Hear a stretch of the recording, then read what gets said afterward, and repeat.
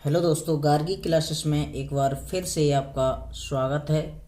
आज हमारा टॉपिक है प्रकाश का परावर्तन तथा गोलीय दर्पण, जिसमें पिछले वीडियो में हमने बताया था प्रकाश क्या होता है, प्रकाश के गुणों के बारे में हमने डिस्कस किया था और प्रकाश स्रोत दो थे, दीप्त प्रकाश स्रोत और अदीप्त प्रकाश स्रोत। इनके बारे में हमने बताया था वे प्रकाश स्रोत जो स्वयं प्रकाश उत्पन्न करते हैं दीप्त प्रकाश स्रोत कहलाते हैं, और जो दीप्त प्रकाश स्रोतों की सहायता से प्रकाश उत्पन्न करते हैं वो अदीप्त प्रकाश स्रोत कहलाते हैं। प्रकाश बताया था प्रकाश क्या होता है।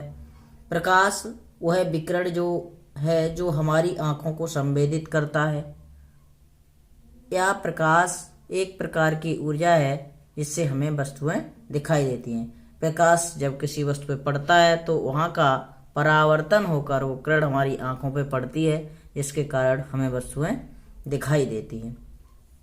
आज इसी पाठ से रिलेटिव अगला टॉपिक होगा हमारा प्रकाश का परावर्तन। प्रकाश का परावर्तन होता कैसे है। तो देखिए, प्रकाश का परावर्तन प्रकाश के किसी चिकनी व पॉलिशदार सतह से टकराकर उसी माध्यम में लौट जाने की घटना प्रकाश का परावर्तन कहलाती है। मान लिया हमारा कोई पृष्ठ है जो एक तरफ पॉलिश किया हुआ है और दूसरी तरफ प्रकाश पड़ता है तो परावर्तित हो जाता है उसी माध्यम में।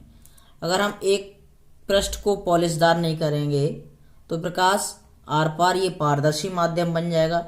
इसीलिए किसी पृष्ठ को हमें एक तरफ पॉलिशदार या चिकना बनाना पड़ेगा और दूसरा पृष्ठ होगा वो हमारा परावर्तक पृष्ठ कहलाएगा। तो ये पृष्ठ हमारा क्या है? परावर्तक पृष्ठ।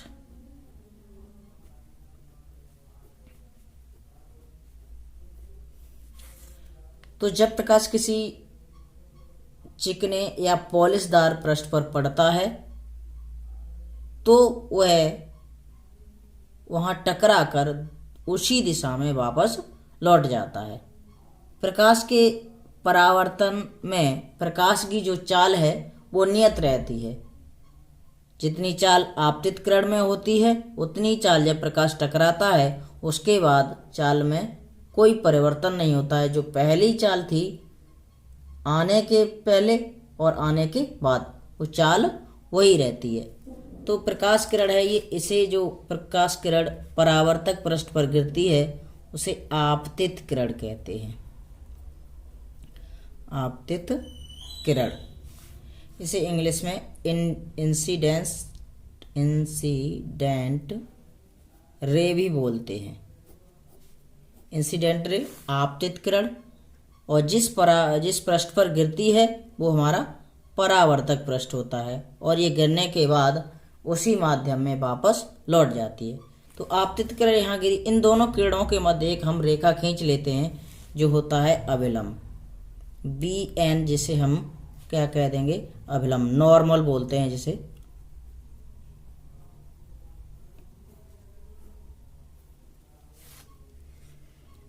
तो यहाँ से तीन चीजें मिलेंगी, एक आपतित किरण और एक परावर्तित किरण। जो किरण टकराने के बाद वापस उसी माध्यम में लौट जाएगी वो कहलाएगी परावर्तित किरण। परावर्तित किरण, रिफ्लेक्टेड रे।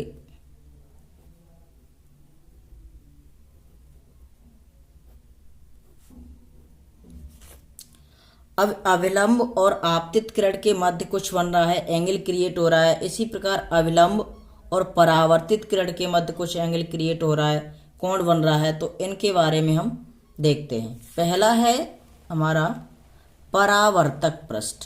परावर्तक पृष्ठ की बात करें तो प्रकाश जिस पृष्ठ से टकराकर वापस लौट जाता है, प्रकाश जिस पृष्ठ से टकराकर वापस लौट जाता है वो परावर्तक पृष्ठ कहलाता है। AB, ये हमारी आपतित किरण है, यहाँ गिरेगी, यहाँ से गिरने के बाद वापस लौट जाती है। तो ये जो पृष्ठ है वो क्या कहलाएगा? परावर्तक पृष्ठ। इसे रिफ्लेक्टिंग और ये रिफ्लेक्टिंग सरफेस भी बोलते हैं।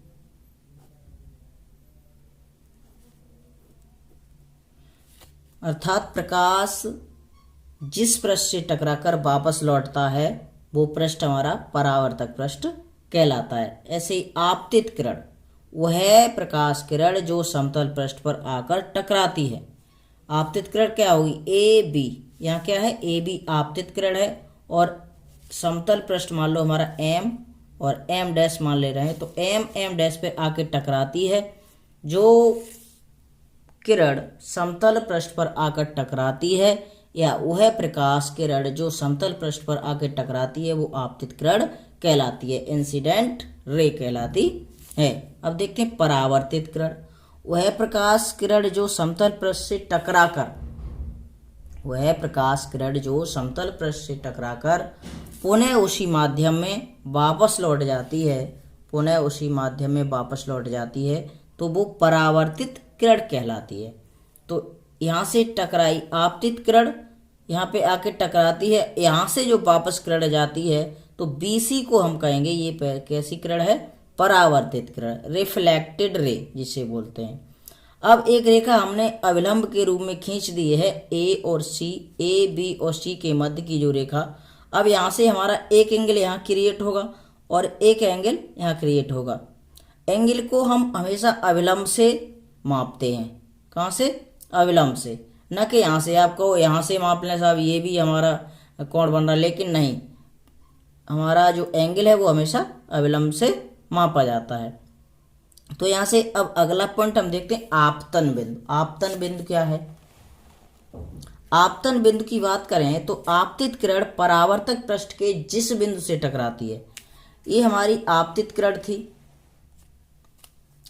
और जिस बिंदु पर टकराएगी वो हमारा आपतन बिंदु कहलाएगा। तो जो B पॉइंट को हम क्या कहेंगे, आपतन बिंदु। हमारा इस पृष्ठ का जो B बिंदु है वो आपतन बिंदु कहलाएगा। अर्थात आपतित किरण जिस बिंदु से टकराती है वो बिंदु हमारा आपतन बिंदु कहलाता है। ये इसे इंग्लिश में पॉइंट ऑफ सरफेस भी बोलते हैं, पॉइंट ऑफ आपतन बिंदु को पॉइंट ऑफ इंसिडेंस। जो हमारा ये बिंदु है इसे कहेंगे पॉइंट ऑफ इंसिडेंस। अगला है आपतन बिंदु के बाद हम चलते हैं अविलंब की तरफ। अविलंब क्या है, आपतन बिंदु से पृष्ठ के लंबवत खींची गई रेखा अविलंब कहलाती है। तो आपतन बिंदु हमारा क्या था, यहाँ पे हम बात करें तो B पॉइंट था वो हमारा आपतन बिंदु है। अब इसके लंबवत जो रेखा है BN वो कहलाएगी अविलंब। अर्थात अविलंब को नॉर्मल बोलते हैं इंग्लिश में, इसलिए इसे N से प्रदर्शित करते हैं। अब देखते हैं आपतन कोण, यहाँ ये आपतन कोण बन रहा है और ये परावर्तन कोण। अब इसे परिभाषित कैसे करेंगे, आपतित किरण तथा अविलंब के मध्य, आपतित किरण हमारी AB है, आपतित किरण हमारी क्या है AB और अविलंब क्या है BN, इसके मध्य जो एंगल बनता है वो कहलाता है हमारा आपतन कोण। अर्थात इसे एंगल ऑफ इंसिडेंस, आपतित किरण को क्या बोलते हैं, इंसिडेंस। तो I से इसे प्रदर्शित करते हैं एंगल ऑफ इंसिडेंस। अर्थात आपतित किरण और अविलंब के मध्य जो एंगल क्रिएट होता है, जो एंगल बनता है, जो कोण बनता है वो हमारा आपतन कोण कहलाता है। अब इसके बाद आपतित किरण है, आपतन कोण है, तो परावर्तन कोण भी होगा। अर्थात परावर्तन कोण को हम परिभाषित करेंगे अविलंब और परावर्तित किरण के मध्य जो एंगल क्रिएट होता है, जो एंगल बनता है, अविलंब और परावर्तित किरण के मध्य जो हमारा कोण बनता है वो हमारा परावर्तन कोण होता है, जिसे हम इंग्लिश में एंगल ऑफ रिफ्लेक्शन, रिफ्लेक्शन का मतलब परावर्तन, तो इसे R से प्रदर्शित करते हैं। अर्थात I हो गया एंगल ऑफ इंसिडेंस और R हो गया एंगल ऑफ रिफ्लेक्शन। तो I समझ गए, अविलंब और आपतित किरण के मध्य बना एंगल वो हमारा हो गया आपतन कोण, और अविलंब और परावर्तित किरण के मध्य बना कोण वो हो गया परावर्तन कोण। आपतन बिंदु के लंबवत खींची गई रेखा हो गई हमारी अविलंब, और प्रकाश किरण जिस पृष्ठ से गिरकर वापस उसी माध्यम में लौट जाती है वो होता है परावर्तक पृष्ठ। ठीक है। परावर्तन कोण हो गया। ये सारी परिभाषाएं हो गई। तो प्रकाश का परावर्तन आप लोगों के समझ में आ गया होगा। अगला देखते हैं परावर्तन के कितने प्रकार से होता है। तो परावर्तन के दो प्रकार हैं। पहला प्रकार है हमारा, देखते हैं, पहले प्रकार की बात करें तो वो होता है नियमित परावर्तन। पृष्ठों की प्रकृति के आधार पर, पृष्ठों की प्रकृति के आधार पर परावर्तन दो प्रकार के होते हैं। आपको पृष्ठों की क्या प्रकृति होती है? पृष्ठों की प्रकृति होती है, पृष्ठ चिकना होगा फर्स्ट टाइम लेंगे तो, और दूसरी टाइम खुरदरा। तो ये पृष्ठों की प्रकृति हो गई, एक चिकना पृष्ठ और एक खुरदरा पृष्ठ। तो नियमित परावर्तन की बात करें, पहला परावर्तन पृष्ठों की प्रकृति के आधार पर, पहला परावर्तन है हमारा नियमित परावर्तन। अब नियमित परावर्तन क्या होता है? जब प्रकाश का परावर्तन किसी पॉलिश युक्त चिकने पृष्ठ से होता है तो प्रकाश किरणें परावर्तन के पश्चात एक दूसरे के समांतर हो जाती हैं। देखें, जब प्रकाश का परावर्तन किसी पॉलिश युक्त या चिकने पृष्ठ से होता है, पॉलिश युक्त चिकने पृष्ठ से होता है, तो परावर्तन के पश्चात प्रकाश किरणें एक दूसरे के समांतर हो जाती हैं। हमारा एम डैश मान लो चिकना पृष्ठ है कोई, इस पे जब आपकी प्रकाश किरणें आपतित होंगी तो ये गिरने के बाद जब परावर्तित होंगी तो एक दूसरे के इस तरह से समांतर हो जाएंगी। तो हम कह सकते हैं नियमित परावर्तन में जब प्रकाश का परावर्तन किसी पॉलिश से युक्त चिकने पृष्ठ से होता है तो परावर्तन के पश्चात प्रकाश किरणें एक दूसरे के समांतर हो जाती हैं। आगे देखते हैं अनियमित परावर्तन। नियमित परावर्तन समझ में आ गया होगा। नियमित परावर्तन में हमेशा जो पृष्ठ है वो चिकना होता है, पॉलिश युक्त होता है। अनियमित परावर्तन या विसरित परावर्तन की बात करें तो अनियमित परावर्तन और विसरित परावर्तन में हमारा जो पृष्ठ है वो खुरदरा पृष्ठ होगा। तो इसमें देखते हैं, इसे विसरित परावर्तन भी बोलते हैं। जब प्रकाश का परावर्तन किसी खुरदरे पृष्ठ से होता है तो प्रकाश किरणें परावर्तन के पश्चात विभिन्न दिशाओं में फैल जाती हैं।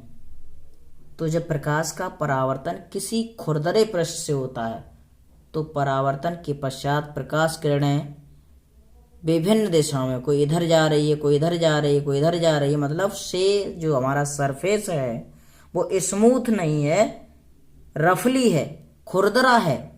तो इस पे जो प्रकाश किरणें पड़ेंगी वो परावर्तन के पश्चात विभिन्न दिशाओं में, अलग अलग दिशाओं में फैल जाएंगी। तो ये आज का इतना ही टॉपिक था। प्रकाश के परावर्तन के प्रकार बता दिए, परावर्तन होता कैसा है, क्या है आपतित किरण, क्या होती है अवलंब, क्या होता है परावर्तित किरण, क्या होती है परावर्तक पृष्ठ, क्या होता है आपतन कोण, क्या होता है angle of incidence, angle of reflection, परावर्तन कोण। तो आज के लिए इतना ही। अगली वीडियो में हम इस चैप्टर से रिलेटिव प्रतिबिंबों के बारे में बात करेंगे। उससे पहले हम परावर्तन के नियम बताएंगे जो आपके परीक्षाओं के लिए काफ़ी उपयोगी होंगे। तब तक के लिए जय हिंद।